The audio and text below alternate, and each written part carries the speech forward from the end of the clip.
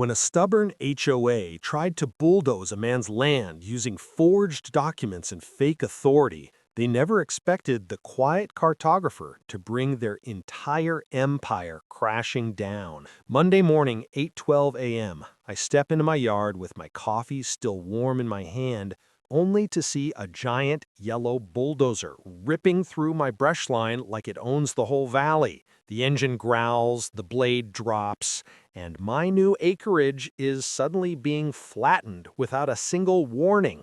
Down on the cul-de-sac, the HOA board stands in a perfect little row, matching visors, protein shakes, clapping like this is some kind of grand opening.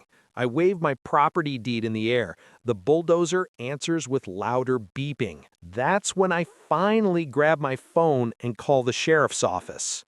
I'm a quiet guy, a freelance cartographer, someone who likes maps and likes being left alone even more. That's exactly why I bought land outside the HOA boundaries, to avoid people like this.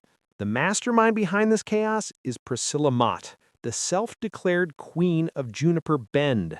Her voice could pierce a gymnasium, and her philosophy is simple. She is always right because she says she's right. It all started 6 weeks ago. First letter, my trees didn't match their coastal palette. Second letter, my private property signs had hostile energy. Third letter, I was apparently disrupting their sight lines and needed to submit a landscaping plan. Every letter more ridiculous than the last. I wrote back clearly and politely, I am not part of your HOA. My land is separate. My rules are my own. But polite doesn't work on someone who thinks aesthetic jurisdiction is a real legal term. Then came the glossy brochure for their Community Meadow Initiative, a full-color site plan with my land shaded in pretty pastel green like it had always belonged to them. Cartoon families were actually picnicking on my soil. That's when survey stakes began disappearing. Replace them? They vanished again. Then I caught a man measuring my pine trees for view corridors. Turned out he was Priscilla's brother-in-law.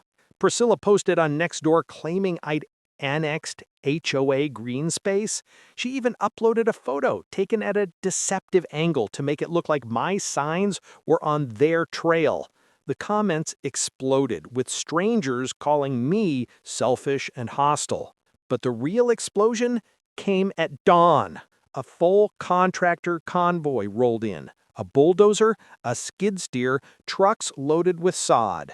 Priscilla marched at the front with an emergency reclamation letter stamped with a fake eagle. That's when everything crossed the line.